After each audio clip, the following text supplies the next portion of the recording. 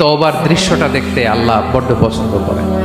বান্দা যখন ভুল বুঝতে পারে, মাথাটা নিচু করে চোখের পানি ছেড়ে বান্দা যখন কাঁদতে শুরু করে, এই দৃশ্যটা দেখলে আল্লাহ সহ্য করতে পারে না।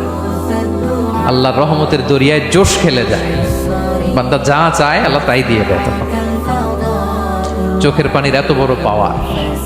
এজন্য আমরা ভুল করে যেন অটল না থাকি, আল্লাহর কাছে যেন ক্ষমা চাই, আমরা যেন ফিরে আসি তার দরবারে।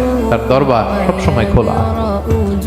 এবং তিনি এই তওবার বা ফিরে আসার দৃশ্যটা দেখতে কত পছন্দ করেন শোনেন। রাসূল সাল্লাল্লাহু আলাইহি ওয়াসাল্লাম বলেন, ওয়াল্লাযী নাফসি বিয়াদিহি, তার শপথ যার হাতে আমার আত্মা, লাউলাম তুযনিবু, তোমরা যদি ভুল না করতে, লা যাহাবাল্লাহু বিকুম, আল্লাহ তোমাদেরকে ধ্বংস করে দিতেন। ওয়ালা জাআ বিকওমিন, আল্লাহ এমন এক জাতি তৈরি করতেন, ইউযনিবুন, ওরা খালি ভুল করত, ফায়াস্তাগফিরুন, আর ক্ষমা চাইতো, ফায়াগফিরুল্লাহু লাহুম, আর আল্লাহ তাদের ক্ষমা করতেন।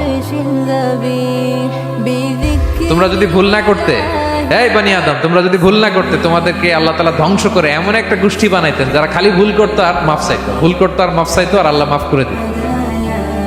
সুবহানাল্লাহ বললেন না? গাফিরিদ যামবি ওয়া কাবিলিত তাওব, তিনি পাপ মোচন করার জন্যই তো তিনি আমার রব, তওবা কবুল করার জন্যই তো তিনি আল্লাহ সুবহানাহু ওয়া তাআলা, তিনি রব্বে কারীম। তার দয়ার কোনো শেষ নাই, তার মায়ার কোনো শেষ নাই।